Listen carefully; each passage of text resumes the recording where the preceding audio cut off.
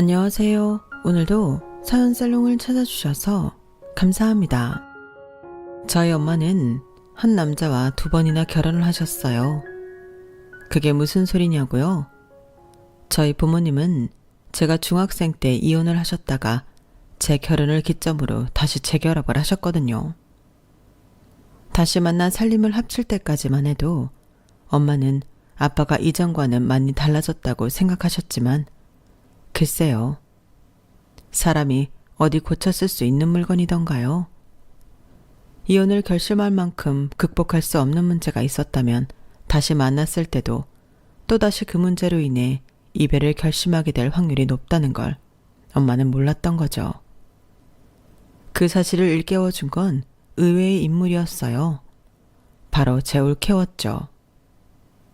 처음 오빠와 결혼을 하겠다고 저희 집에 찾아왔던 순간부터 나와는 물과 기름처럼 섞이지 않을 것 같았던 사람이었죠.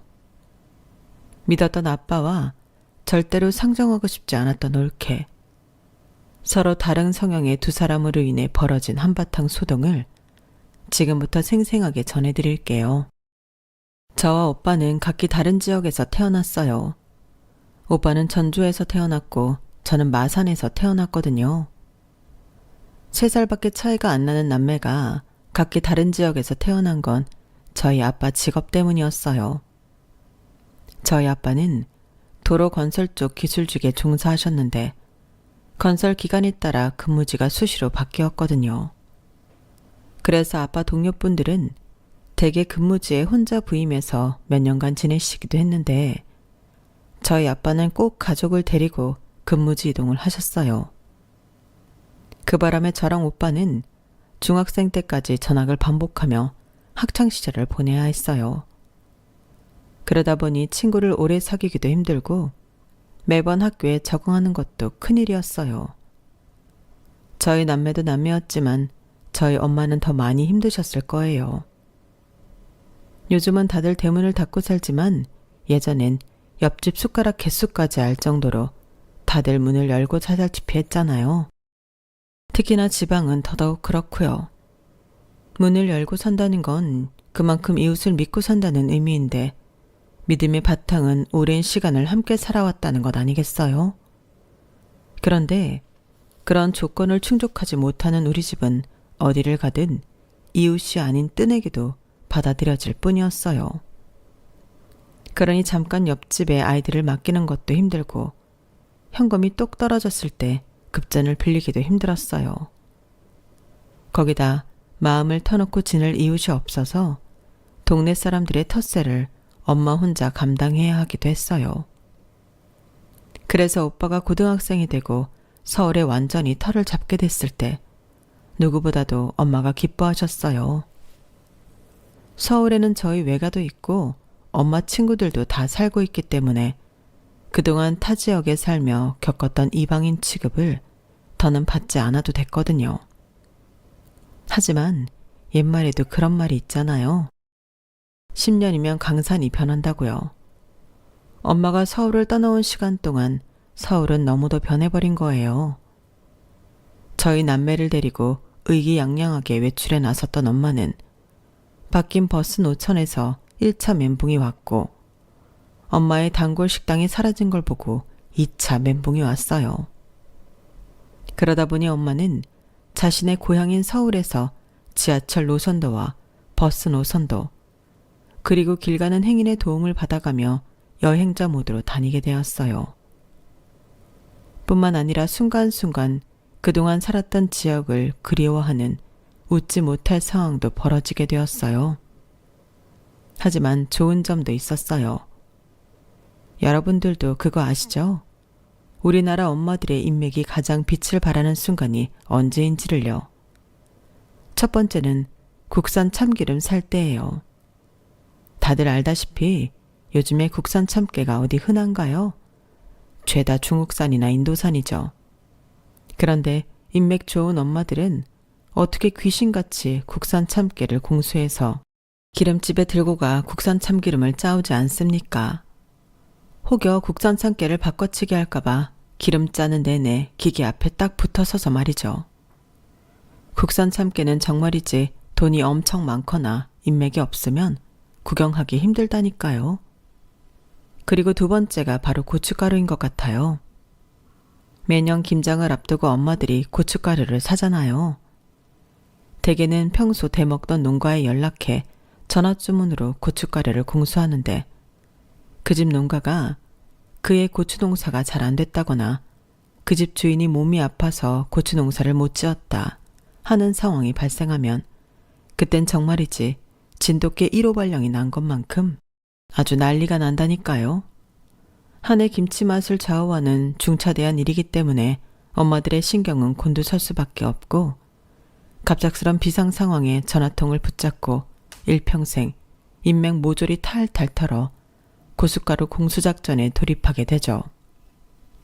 고춧가루 한번 잘못 사면 1년 내내 고춧가루가 들어간 음식을 먹을 때마다 가족들한테 고춧가루 때문에 음식 빛깔이 엉망이라고 타박을 받거나 고춧가루가 하나도 안 매워서 음식 맛이 안 난다는 핀잔을 들어야 하니 엄마로서는 무엇보다 중차대한 일이 아닐 수 없을 거예요.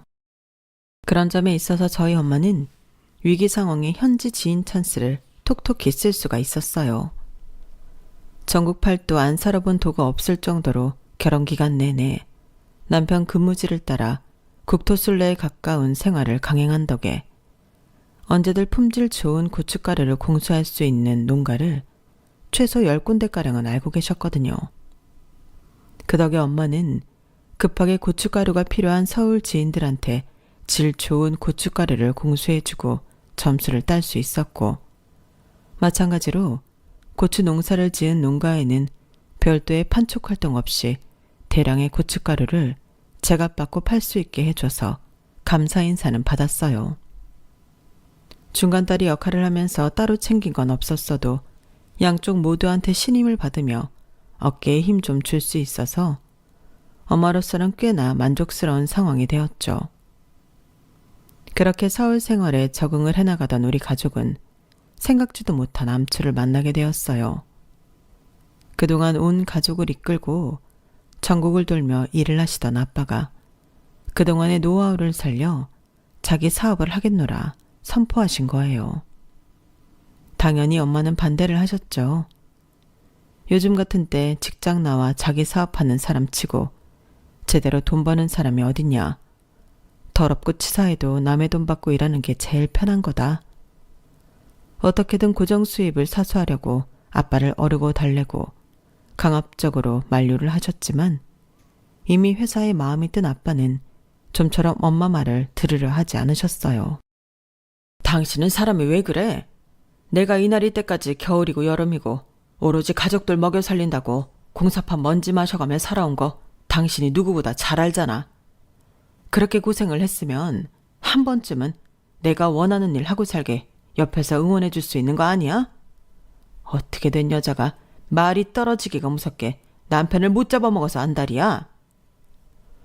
아니, 누가 당신이 그동안 고생한 거 몰라 그래요? 하지만 어떻게 사람이 하고 싶은 거 다 해보고 사냐고요. 자식 위해, 부모 위해 내 꿈도 접을 줄 알아야 하는 게 가장 아니냐고요. 누군 뭐 하고 싶은 거 없어서 이러고 산 줄 아냐고요. 나도 당신 못지않게 하고 싶은 거 많았던 사람이에요. 당신만 가족 위해 희생하고 살았다고 착각하지 말라고요. 두 분은 이 문제로 몇 날 며칠을 말다툼을 하셨고 결국 승자는 아빠로 결정되었어요. 아빠가 그냥 무대뽀로 회사에 사표를 내버렸거든요. 그리고는 덜컥 회사를 차려버렸는데 일이 안 되려니 그랬는지 하필 그때 미국발 금융위기가 불어닥쳤고 건설 관련 자재를 수입하던 아빠는 엄청나게 오른 환율로 인해 1년도 채 버티지 못하고 회사를 정리하게 되었어요.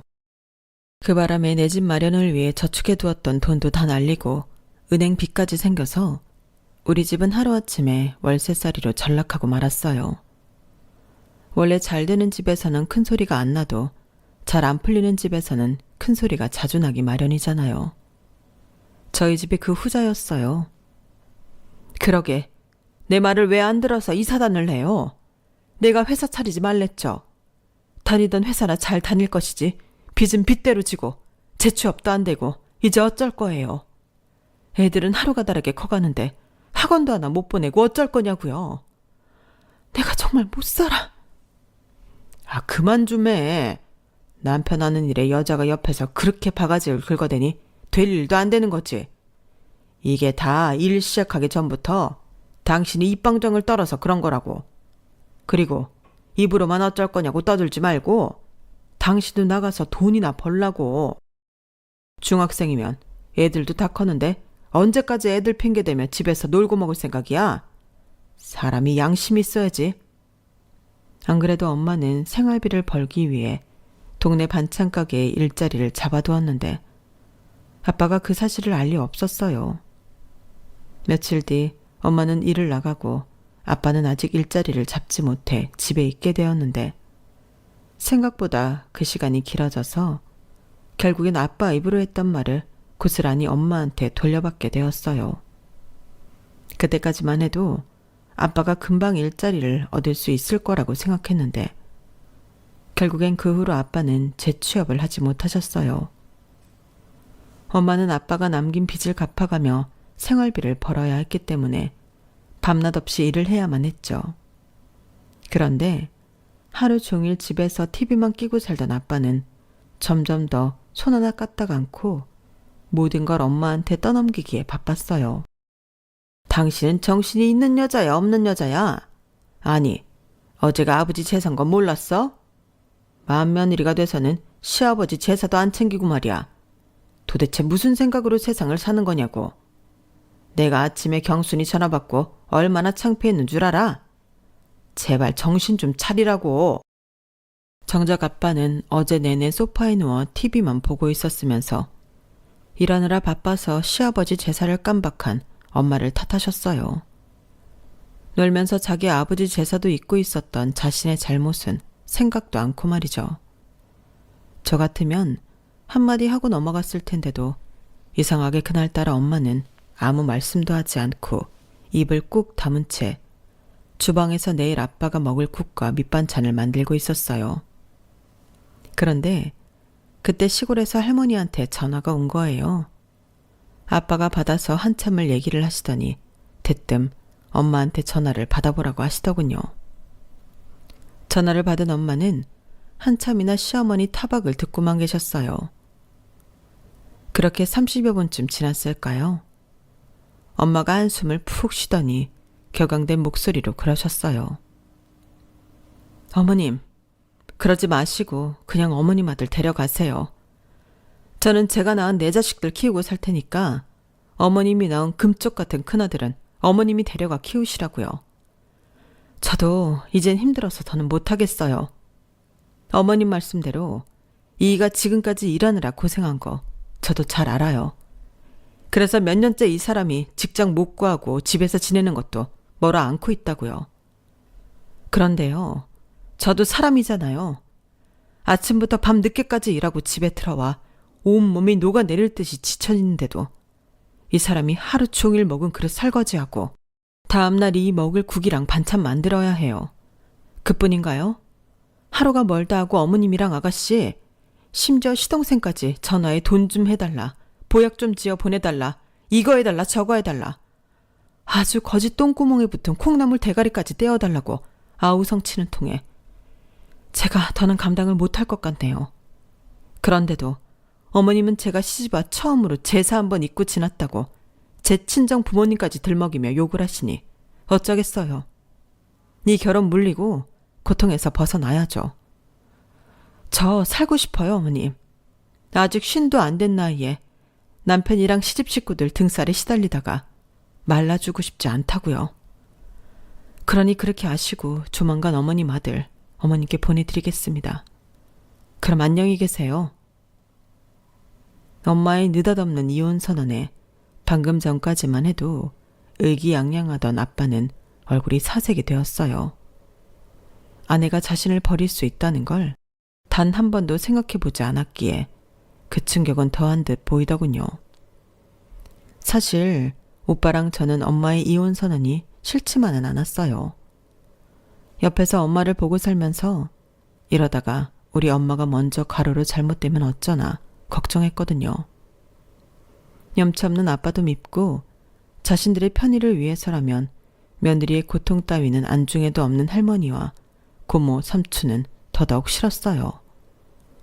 엄마가 하루빨리 아빠랑 헤어져서 아빠가 남긴 빚에서 탈출할 수 있기는 바랐죠. 그런데 이런 상황에 아빠가 뭐라고 했는지 아세요? 야, 니들 엄마가 드디어 미쳤나 보다. 이 옆에 내가 건방지게 어디서 이혼 소리를 해. 쓸데없는 소리 그만하고 가서 담배나 사와. 집에 담배가 떨어졌으면 알아서 사왔어야 할 거 아니야? 그때였어요. 개수대 앞에서 설거지를 하던 엄마가 손에 들고 있던 접시를 벽에다 힘껏 던져버린 거예요. 그 바람에 요란한 소리를 내며 깨진 접시 조각이 사방으로 퍼졌고 그 조각에 맞아 아빠 볼에 가는 선이 그어졌어요. 잔뜩 놀란 아빠는 겁먹은 눈으로 엄마를 쳐다보았죠. 그러자 엄마가 손에서 고무장갑을 벗어내고는 아빠한테 다가왔어요.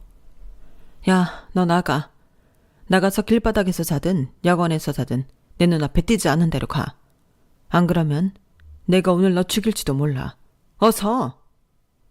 엄마는 씩씩거리며 아빠를 죽일 듯 노려보았고 그 기세에 눌려 아빠는 겉옷을 챙겨들고 서둘러 집을 빠져나갔어요. 며칠 뒤 부모님은 이혼 서류에 사인을 하셨어요. 아빠는 숙려기간이 끝나기도 전에 짐을 싸서 시골로 내려가셨고 저희 부모님은 이혼을 하셨어요.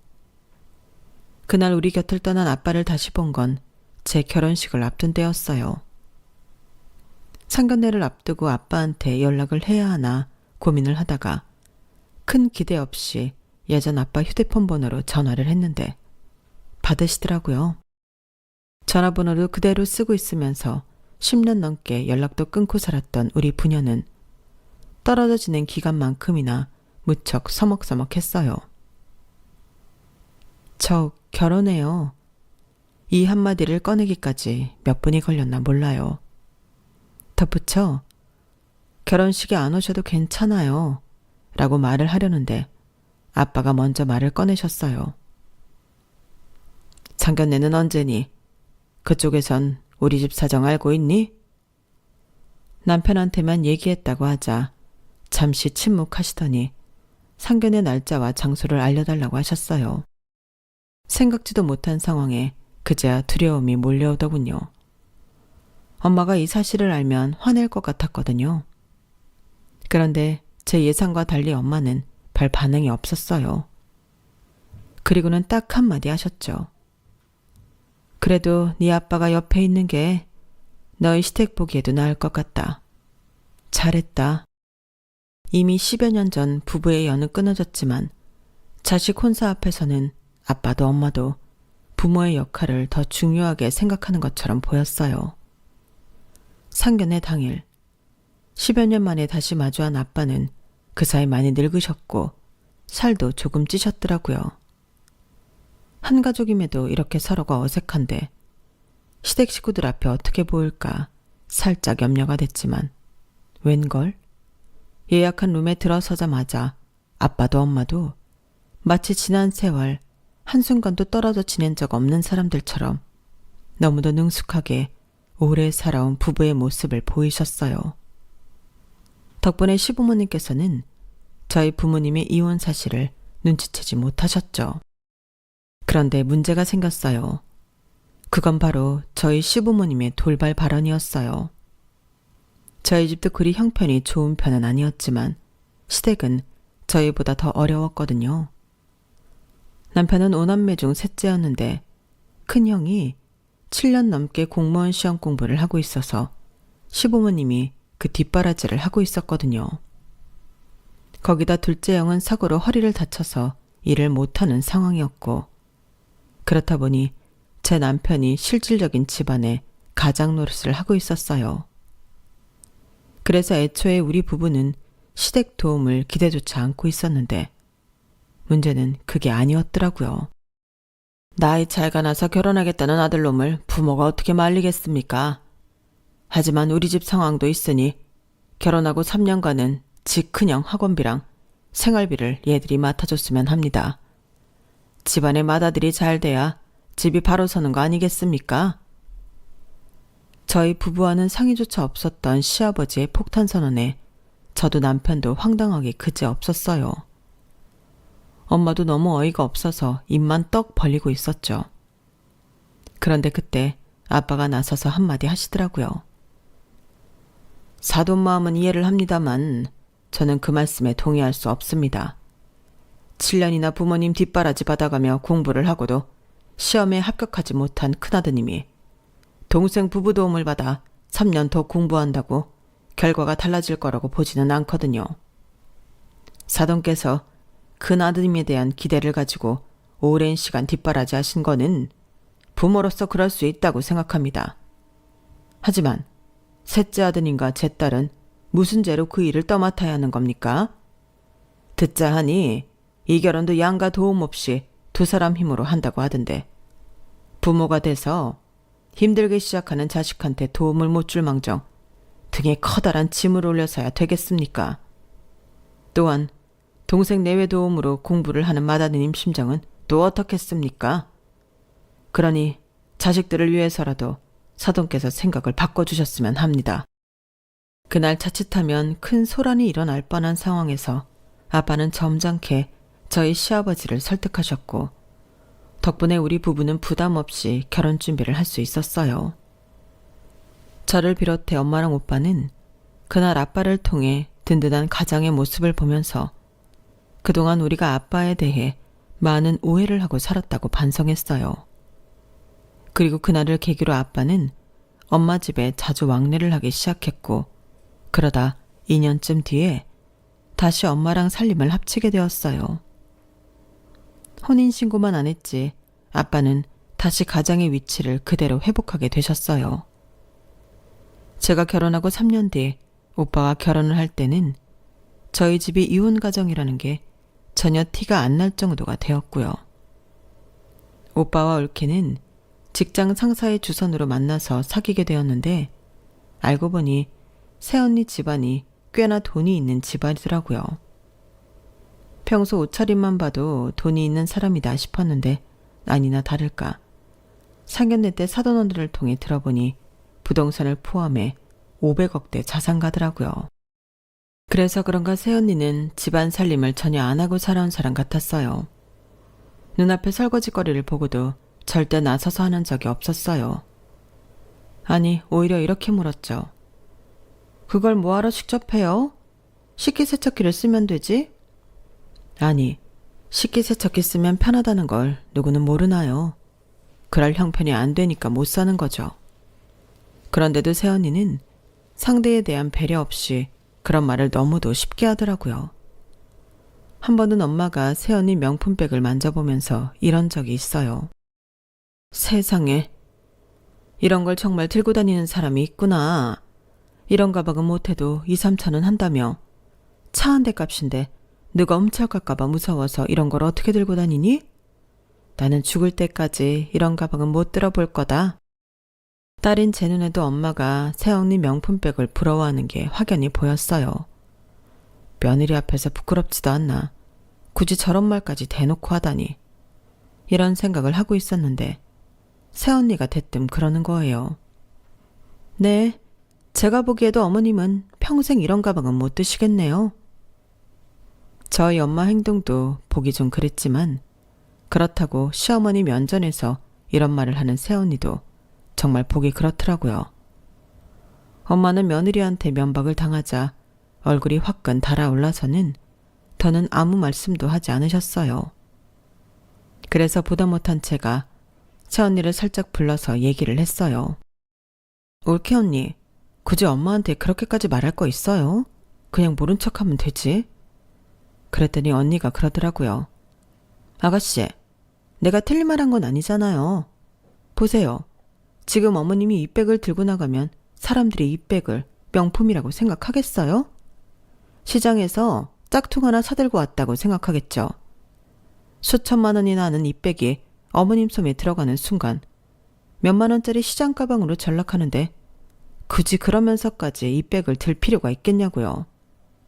게다가 어머님은 이 백을 들고 편히 외출은 하실 수 있을까요? 혹시 누가 스크래치라도 내지 않을까? 훔쳐가지는 않을까 노심초사하실 게 뻔한데 그래도 이런 백이 어머님께 필요하겠냐고요. 물건은 다 그 사람한테 맞는 게 있는 거예요. 그 말을 듣는 순간 내가 괜히 말을 꺼냈다 싶었어요. 따지고 보면 새언니 말이 틀린 건 아닌데 이상하게 새언니 입으로 그 말을 하면 기분이 상하는 건 어쩔 수 없더라고요. 그 외에도 새언니 말 때문에 빈정상하는 일이 한두 번이 아니었어요. 특히나 저랑 저희 엄마를 깔보듯 하는 새언니 시선이 참을 수 없이 불쾌했어요. 그런데 거기다 그 일까지 생기면서 새언니에 대한 불만은 점점 더 커져만 갔죠. 명절 당일에는 대개 저희 부부가 시댁에 내려가야 해서 평소엔 명절 전에 장을 봐서 친정에 보내드리곤 했어요. 그런데 이번엔 아빠가 혼자 본가에 내려가시게 돼서 엄마가 명절 음식을 따로 안 하신다고 하더라고요. 그래서 따로 장을 안 봐드렸는데 명절날 밤에 친정에 갔더니 엄마가 몸살이 나서 자리에 누워 계시지 뭐예요. 전날까지 멀쩡하더니 갑자기 웬 몸살이냐고 물었더니 글쎄 이러더라고요. 네 오빠가 혼자 집에 있지 말고 자기네 집에 오래서 내가 어제 네 오빠 집에 갔잖니. 그랬더니 네 올케 언니가 그러는 거야. 오늘 도우미 아줌마가 못 오니까 나더러 장바다가 명절 음식을 하라고. 그래서 장바다가 밤늦게까지 음식 해대느라고 내가 이렇게 병이 났잖니. 뭐? 아니 미친 거 아니야? 지가 부잣집 딸이면 딸이지 어디서 감히 시어머니한테 명절 음식을 만들라 그래? 아니 오빠는 그걸 보고도 가만히 있었어? 이것들이 진짜. 냅둬라. 네 오빠는 회사 일이 바빠서 명절 첫날까지 야근하다가 와서 아무것도 몰라. 괜히 명절날 얼굴 붉히고 싸우기 싫어서 내가 네 오빠한테는 아무 말도 안 했다. 그러니까 너도 그냥 입 다물어. 엄마는 허리를 잡고 낑낑거리시면서도 오빠한테는 비밀화라는 말을 연달아 하셨어요. 그 모습을 보니 우라가 치밀어서 도저히 가만 못 있겠더라고요. 그래서 다음날 아침에 오빠 집으로 갔어요. 해가 중천에 떴는데도 새언니는 그때까지도 자고 있었는지 홈가운을 걸치고 거실로 나왔더라고요. 그걸 보니 더 화가 치밀어서 버럭 질러버렸죠. 언니는 팔자 좋으시네요. 시어머니는 며느리 명절 음식 해먹이느라 허리병까지 돋아서 자리 보전하고 있는데 새언니는 늦잠까지 주무시고 사람이 어떻게 이럴 수가 있어요? 언니 눈에는 우리 집이 그렇게 만만해 보여요? 우리 엄마가 언니 아랫사람으로 보이냐고요? 우리가 언제 언니더러 우리 집 명절 음식 하라고 등 떠민 적 있어요? 가족들 모을 때 언니한테 설거지 한번 시킨 적 있더냐고요? 그런데 어떻게 우리 엄마를 불러다 도우미 대신 명절 음식을 하게 시킬 수가 있어요? 언니가 그러고도 사람이에요? 어떻게 이러냐고요? 말을 하다 보니 더 감정이 격해져서 눈물까지 펑펑 쏟아내며 바락바락 소리를 질렀어요.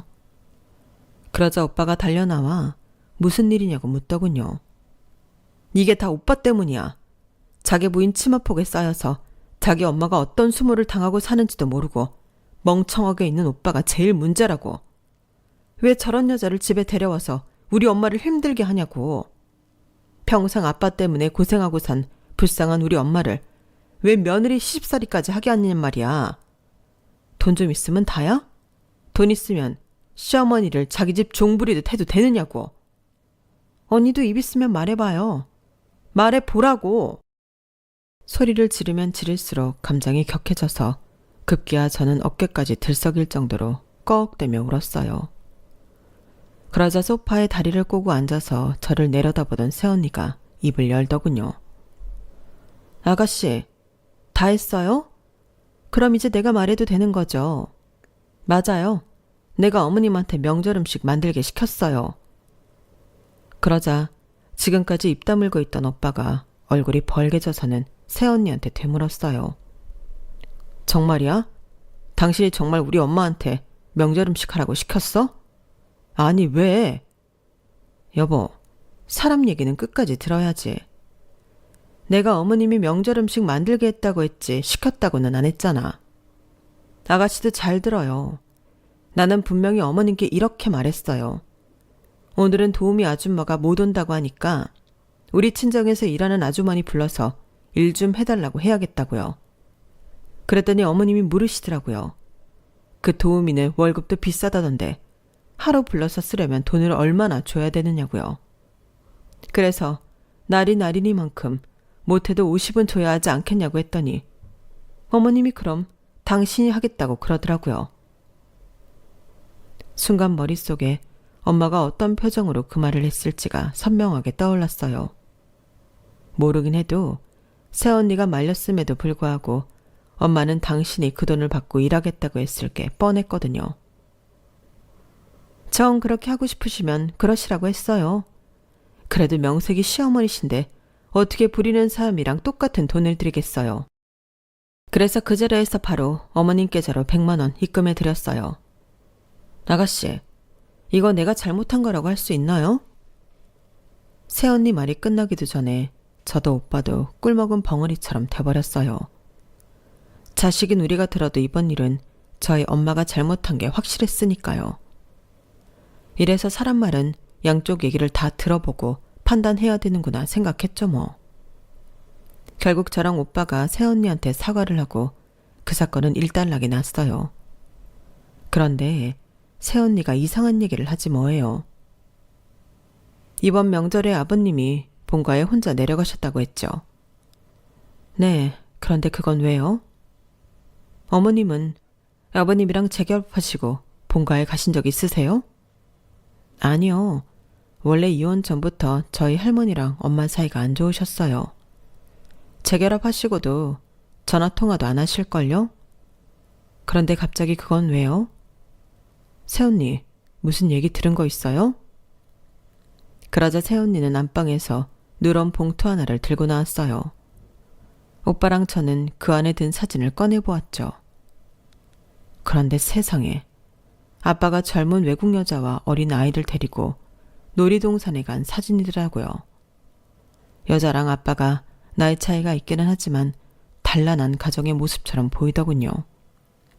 그리고 나머지 사진은 저희 친할머니와 고모, 삼촌까지 그 젊은 외국 여자랑 어린 아이와 함께 식당에서 식사를 하는 모습도 담겨 있었어요. 아버님이 어머님이랑 헤어지신 이후에 재혼을 하신 모양이던데 다들 몰랐나 봐요? 알아보니 혼인신고도 돼 있더라고요. 이 아이는 아버님 아이고요. 아버님은 몇 년 전에 다니던 직장에서 공금횡령을 하셔서 잘린 이후로 딱히 직업은 없으신 것 같더라고요. 생활비도 어머님이 식당 일 하면서 번 돈으로 충당하고 있고요. 본가에 있는 식구들 생활비도 어머님 돈으로 쓰고 있더라고요. 아, 제가 아버님 뒷조사를 한 건 아니에요. 이건 저희 친정아버지가 업체에 의뢰해 조사하신 거니까요. 아버님이 저희 아빠를 찾아가셨던 모양이에요. 돈 빌려달라고요. 사업 자금이 필요하시다고 그러셨다던데. 당신도 아가씨도 몰랐죠? 순간 머리를 몽둥이로 한 대 맞은 것처럼 몽롱했어요. 새언니 말이 머릿속에서 윙윙 울리다가 사라질 정도로요. 처음부터 아빠는 우리한테 돌아올 생각이 없었던 거예요. 단지 자신의 새 가정을 꾸려갈 돈이 필요했던 거죠. 아빠한테 헌신적인 우리 엄마 등골을 빼다가 자기 가정을 챙기려는 파렴치한 인간. 그 이상도 이하도 아니었던 거예요. 아버님 지금 해외에 계실 거예요. 가족여행을 떠나셨거든요. 모르긴 해도 우리랑 아가씨네가 명절 용돈으로 어머님께 드린 돈까지 다 챙겨서 가셨을걸요? 아버님을 어떻게 할지 결정은 당신이랑 아가씨가 해요. 원한다면 내가 사람 써서 해결해 줄 테니까요. 어머님 모르시게. 한 남자한테 2번이나 배신당하는 건 너무 가혹하잖아요. 같은 여자로서 그것만큼은 막아드리고 싶어요. 그 순간만큼은 새언니의 말에 울컥하지 않을 수가 없었어요. 찔러도 피 한 방울 안 나올 것 같던 사람이 정말 중요한 순간엔 그래도 내 엄마를 위하는 모습이 너무 고맙고 딸로서 부끄럽기까지 했거든요. 그래서 새언니 손을 잡고 한참을 펑펑 울었네요. 내 평생에 새언니한테 진심으로 고맙다는 말을 하게 될 줄은 몰랐는데 그날은 정말 마음을 담아 감사 인사를 했어요. 명절 휴가 지나고 아빠는 아무 일 없다는 듯 다시 집으로 돌아왔어요. 하지만 당당하게 개선장군처럼 현관문을 열고 들어온 아빠를 기다리는 건 아빠 짐이 담긴 가방과 가족들의 싸늘한 눈초리였어요. 엄마는 아빠한테 짐가방을 내던지며 어디서도 듣도 보도 못한 쌍욕을 한 사발 퍼부으셨어요. 그리고는 새언니가 선임해준 변호사가 일러준 대로 앞으로 아빠가 엄마한테 갚아야 할 금액과 정신적 피해 보상금 등을 또박또박 일러주었어요. 잘 알아들었으면 그 더러운 몸뚱이 들고 내 집에서 나가. 그동안 네가 나한테 뜯어간 돈은 매달 25일마다 100만 원씩 상환하도록 해. 하루라도 날짜를 어기면 그날 바로 날 경찰에 신고할 테니까. 그뿐인 줄 알아? 민사소송까지 들어갈 거야. 네 어린 아들 두고 감방에 들어가기 살기 싫으면 죽어라 이래서 돈 갚아. 그리고 다시는 나나 우리 애들 앞에 나타나지 마. 너라면 아주 지긋지긋하니까. 엄마는 그 길로 아빠를 집에서 내쫓고 문을 걸어 잠그셨어요. 처음엔 엄마한테 아빠의 두 집 살림을 비밀로 하려고 했었는데 그러면 안 되겠더라고요. 어느 날 갑자기 아빠가 사라지시면 엄마가 아빠에 대한 미련을 가질 게 뻔했으니까요.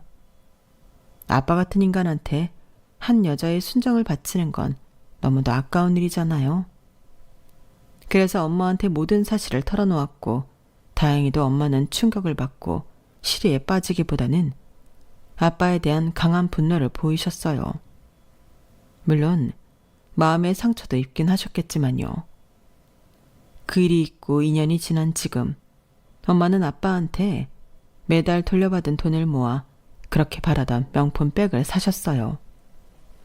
거래 내역이 없는 일반인은 살 수 없는 백이라고 해서 새언니 이름으로 주문해 사긴 했지만요. 그리고 새언니는 엄마의 명품 백에 맞는 옷과 구두를 선물로 해드렸어요. 이제야 그 백이 명품처럼 보이네요. 이제 어머님도 이 백을 들고 다니실 수 있겠어요?